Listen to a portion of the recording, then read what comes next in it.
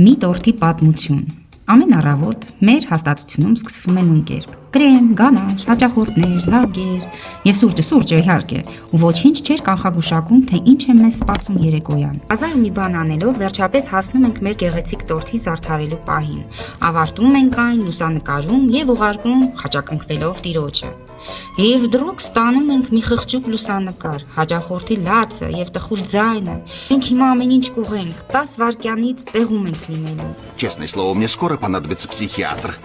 Уже глаз дергается.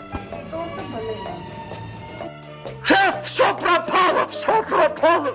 Հավաքում ենք մեզ անհրաժեշտ հումքը, վերցնում ենք մեր ձեռքերը, ոտքերը եւ իմ երկրորդ աչքերը, այսինքն ակնոցները, եւ ընկնում ենք ճանապարհ։